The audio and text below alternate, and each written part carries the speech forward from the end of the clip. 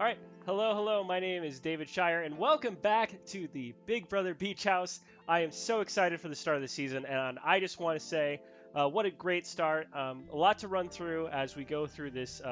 As we go through the start of the season, a lot of more footage of the house guests, which I'm really excited about, and we're gonna just kind of break down this premiere. If you want to leave a like, comment, and subscribe, it helps me afford these nice, beautiful jackets. I mean, I'm already a pretty good-looking guy, but if you want to make me even look more dashing and handsome, then definitely help me out here with these the like, comment, and subscribe. Otherwise, you're going to see a lot of blue, a lot of red, an occasional gray, and maybe a black. I really want to really want to style it up as we go through and talk about this Big Brother season. All right. So first things first, let's talk about what everybody probably wants to talk about first is the team twist and the introduction of the house guests. Now, what I think happened this episode that made it so much more exciting as compared to last year is that there wasn't a lot of preseason. There wasn't a lot of time to get to know these house guests beforehand. So when they were popping up on the screen and doing one of my favorite segments, the whole oh, there's a key. What? I was just cooking with my family and baking a pie, and next thing I know, there's a key in the pie. What? Uh, they're doing that whole segment. We really got to know the house guests. We really got to see a lot more of their personality. And I think as Big Brother fans, and as fans of television shows, in general, we get overspoiled with all these interviews, all these ways to micro-analyze these people we don't really know. So getting to meet the house guests in this way, having only seen their bios, only seen their pictures, and hearing a little bit of outside stories from the press, I think actually really helped this episode overall. I think it really gave us the opportunity to get to know these house guests and be excited for seeing them. And I think that's what really helped carry this episode because overall, I still feel that the live move-in format is a little bit wonky, especially the parts, and this isn't like the only complaints I have about the episode, is especially the parts when they first came in, when the four house guests first come into the house, and they have those obviously pre-recorded diary room sessions. Now I know there's not really a lot they can do about that, they can't have when it's move in live, they want to make those pre-recorded and do that. And it's a lot better than what they did last year, which was just have a lot of awkward silence in between competitions. And so I get that. I get what Big Brother was trying to do, but I think live show formats are just awkward anyway, and I'm not really sure how to get around it. But it was still noticeably awkward. That being said, I really like what they did. With the already showing us the diary room, I was kind of wondering if they were going to do that. Diary room looks nice enough. They seem to have like this really close-up aspect ratio with the house guests this year, which is kind of weird. I kind of like it more when people are laying back, thinking about the Dans of the world. They would just like lay back in their chairs as they kind of slowly manipulated all these little puppets of theirs.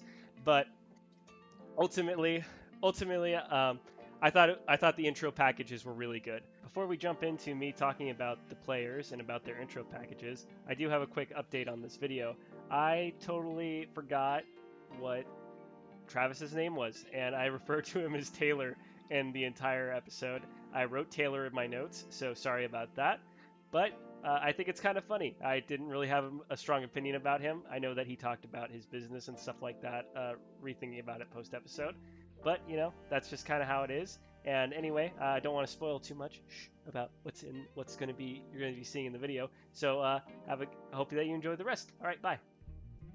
A couple of notes I had here is that Taylor, I believe that's his name. If it's not his name, I'm not going back and finding it. Hawaiian guy, because I thought he came off pretty much as everybody kind of expected in the preseason. He seems kind of like a basic surfer dude. He seems to think that he has a bit of a leg up as a social threat, and maybe he'll be underestimated. And maybe I'm underestimating him. I don't know him personally. Maybe he's like the next Cody Calafiore. I think that's like as high of a benchmark as you can get, which is pretty high. But ultimately, he just kind of came off as more of a basic character that we're used to seeing on these reality shows, which is kind of disappointing. One person I really got to like and know more I found was Derrick F. the Derrick who's the son of Smoking Joe Frazier. I thought that throughout this entire episode, he really won me over. I had not a lot to say about him during the whole casting assessment that I did a week ago, and what I found, people were like, I was listening to podcasts, I was trying to get as much information as I could, trying to read between the lines of the bios and stuff like that, but I didn't see the charisma. And this episode, he definitely showed up. He's definitely one of my favorite house guests in the house right now, and he is safe for the week. Spoiler alert. And so I think that he'll make some good inroads as we continue on this week. Um, as for other people, I was kind of weirdly surprised by Christian. I don't know. This might be my weird take of the evening, but I thought Christian was pretty fun. And seeing as how Christian might be going on the block this week, uh, as kind of my early prediction, I think that Christian actually stands a pretty good chance of surviving that situation. So he's definitely young. I didn't realize that he was only, I think he said he was about 23 years old, still living with his parents. So that's a bit concerning still. But overall, I kind of liked Christian's vibe a lot. Other things that we were picking up on is that I thought that Frenchie kind of rose up my ranks a little bit as the night progressed. Obviously, winning the first head of household will definitely raise him up in my mind and make him more memorable. But the way he talked about the show, the way that he was talking about having the notebook and doing all the keeping records of what he would do differently throughout each Big Brother season, I thought was really interesting. And I'm definitely interested to see how far Frenchie can go. Him winning this HOH and knowing what he said during the preseason about targeting bigger guys has me a little concerned about his overall longevity in the house. But I think that him winning this first HOH is going to be a pretty good start to the season. I think that we're going to get rid of maybe some of the non-interesting people first, and then we'll continue on to the next week, unless Frenchie does something totally insane, which I'm here for as well. But we'll see. We'll see as we kind of continue throughout these weeks. Other things of note: Brittany also coming out and saying that she was diagnosed with autism at a very early age was really kind of hit home for me. I have a brother who was diagnosed with autism at a very early age, and we've kind of had to grow up and live with that our entire lives. So seeing her in the house and kind of representing really meant a lot to me, and I sure means a lot to a lot of different families. I don't know how well she'll do socially, but she does seem kind of like a ball of energy, like going from thing to thing, and that could come off as annoying. But I'd like hanging out with Brittany. I don't know. I like crazy people, I guess. So let's see, because I think I'm a little bit crazy myself. I don't know. Other things, yeah. So basically, what I found in this episode to be really great was meeting all the people. We also got our first introduction of Claire, which was really interesting. Claire, as you know, replaced Christy a couple of nights ago when Christy came out and said that she tested positive for COVID. Thoughts and prayers are going out to Christy for that. But I think we might have. I can't even say think anymore. I think we definitely got an upgrade from Christy to Claire. I think Claire is a very interesting player based on all the things that we've heard preseason about her being a co-founder of Survivor Michigan. The fact that she has been a super fan of Survivor and has been a really big fan of Big Brother, has gone back, wrote research pamphlets, definitely leaves a high watermark. I'm definitely worried though. I'm worried about her chances of connecting with people and not being too much of a game bot. And speaking of which, also let's talk a little bit about Derrick X, my lookalike. As some of you may know or may not, probably not, because I don't think I mentioned it on this channel yet. I did apply for this season of Big Brother, thinking that the Person of Color Initiative maybe would have given me a step up. I'm always thinking strategically about these things. And it looks like Derrick took my spot. And I'm like, look, I mean, I get it. It's fun having two Derricks in the house after having like a nice, awesome Derrick in BB16, and you're going to show off that season in Sequester. But come on, give us David's a chance. Like, look at me. I'm styling. I'm profiling. Just let me get in there. But needless to say, I was really interested in Derrick. I think that he's going to be kind of the sleeper hit. I think he's definitely a lot more physical than some of the house guests are going to notice. in the house, and I think that's going to be a really big asset to his game. Um, and I hope that he does really well because I love seeing. There's not a lot of Asian representation in these reality shows, and so for me to see Derrick do well, even though I know that he probably took my spot in the casting process, uh, it would be really great for me. It would just be really, it would mean a lot to me personally. So that's where my thoughts are with that.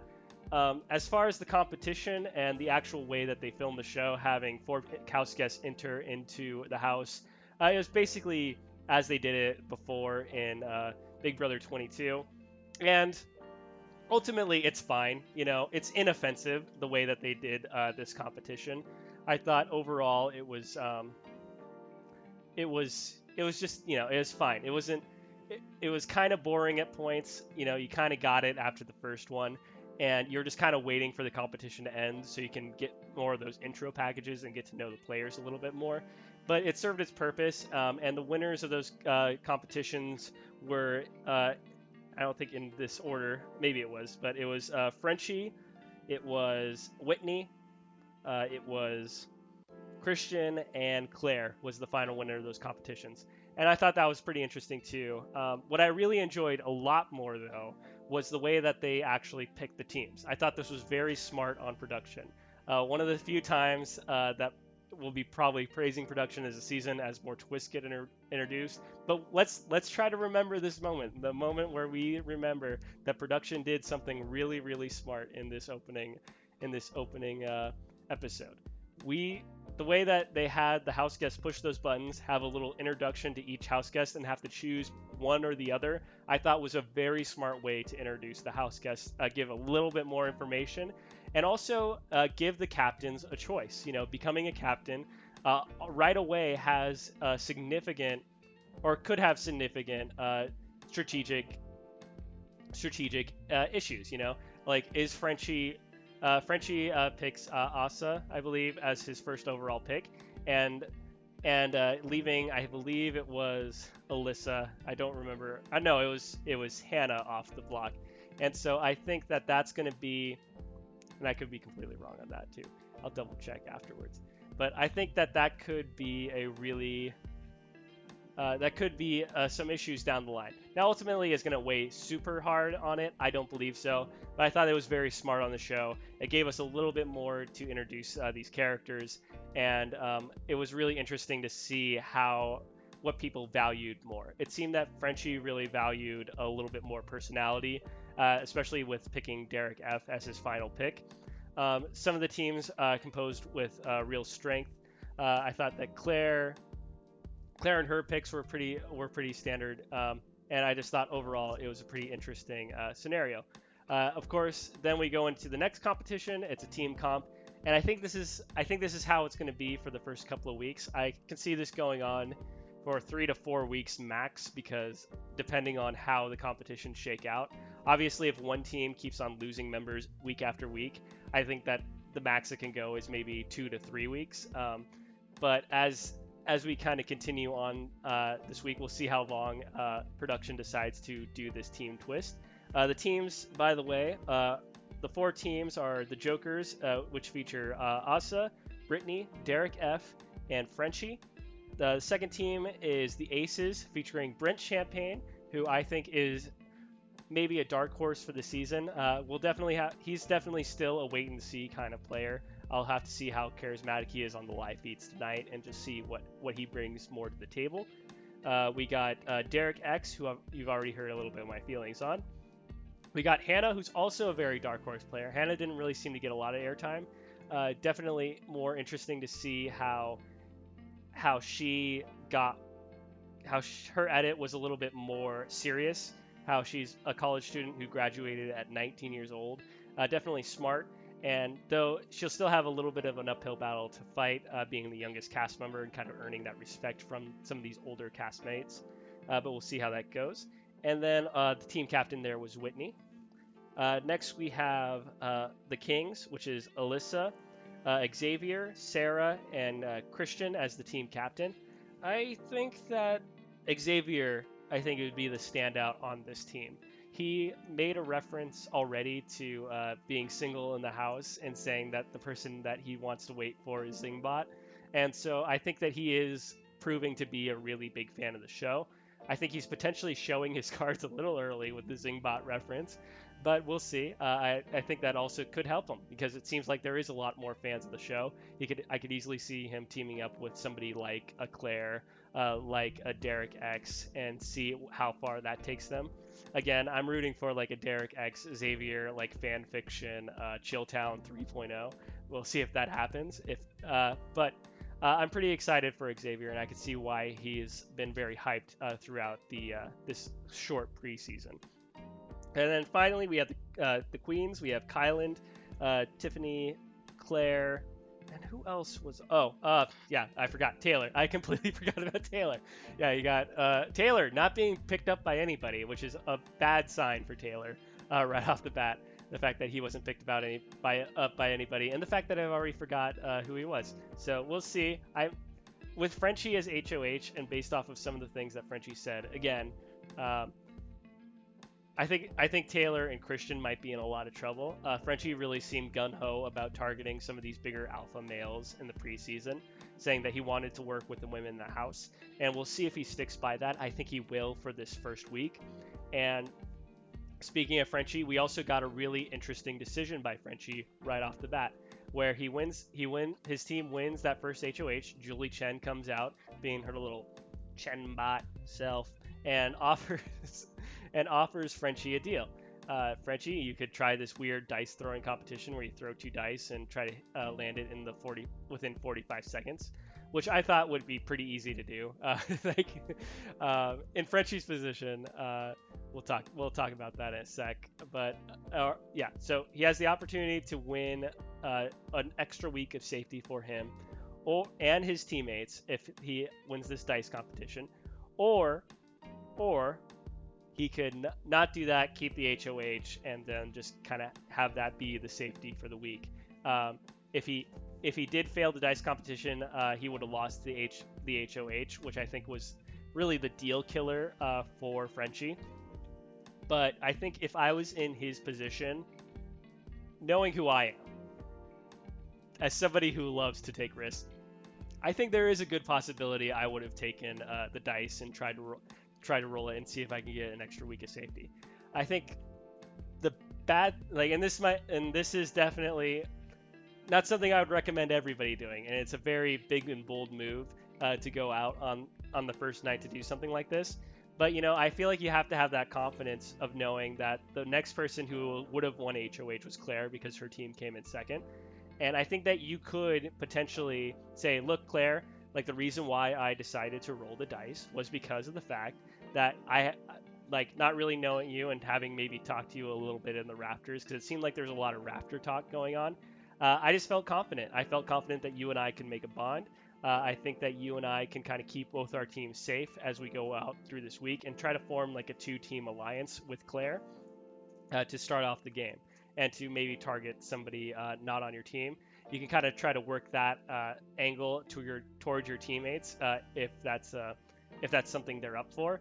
Again, if the teammates push back, obviously, if Derrick F and Asa and Brittany are definitely not for you gambling on their Big Brother lives, then obviously you just try to bring it up. And if you get a lot of pushback, you just let it go. But I think I would have considered it more than Frenchie. Frenchie seemed to like have no chance that Frenchie was going to do it. The way that he was shaking his head and the way that his body language it was very clear that Frenchie was not going to make this move. But I would have liked to see it, and I would have potentially done it. What was also really funny is that it was very apparent to me that Julie still had time to fill on the live show, which is why it's still super awkward, and there's still a few kinks that Big Brother needs to figure out for maybe the next season. But the fact that she's like, Derrick, I know you didn't take this amazing deal I offered you, but let's go ahead and throw the dice anyway. And the fact that not Derrick, sorry, Frenchie. Frenchie, I know you didn't take this amazing deal, but let's go ahead and throw the dice anyway. I thought it was really funny the fact that Frenchie actually got it. If I was in Frenchie's spot you throw that thing. You do not win that thing and have any of your other teammates think, well, dang, Frenchie, you seem really good at this stuff. Like, why didn't you take that deal? Also, I think it just puts a bigger target on your back for no apparent reason. Like, people are, Julie was already saying like, wow, Frenchie, what a comp beast, and that's kind of the edit I could see Frenchie getting early on, and that's what makes me really worried about Frenchie going into this HOH week. Maybe he makes a really big push to get rid of one of these competition beasts, and then all of a sudden Frenchie's on the block. But we'll see. We'll see what happens with Frenchie. I'm really excited that he is the first HOH. It's definitely a different HOH than we've seen in the past, and so I'm optimistic about how this first week is going to go. And then last thing that I want to bring up is the fact that the prize pool was pushed up an extra $250,000. So the prize is now $750,000, right? Is that how you say it? Basically pushed up, not quite a million. Big Brother's not quite there yet. It's not quite Survivor money, but it's getting close. And I think that this is a really exciting development as well. I think that Big Brother for a long time has probably needed to push up that money price to get people to more incentivized to do big moves. I think the full million would have been nice, saying like, look, you're playing this game for $1 million is always a great argument to somebody to make a big move and to make a flip. But I think that with the money going up, I think Big Brother's kind of recognized that they need to pay their contestants more, and so that's what's really exciting. That's really exciting to me as maybe a future player. We'll see. I don't know what life has for me, but I would definitely love to win some of that money in the future. Anyway, that is it. That is it for my thoughts for tonight on tonight's episode. It was a wild premiere. It was really nice getting to know a lot more of these contestants. And if you would, please just leave a like, comment, and subscribe. Tell me what your thoughts are below. Tell me, would you make that deal that Frenchie made, that Frenchie didn't make? Would you have thrown that competition in the end? I definitely would have, but would you? Like, or would you want to just flex your muscles out to all those like Hawaiian dudes and say, look, dude, you might be a surfer, but I'm a skater, man, and I could skate my way around this game. I don't know. Dumb analogies aside, just leave a like, comment, subscribe, and I will see you next week for week to give you a full recap of week 1 of Big Brother and talk about the evicted house guest. All right, later.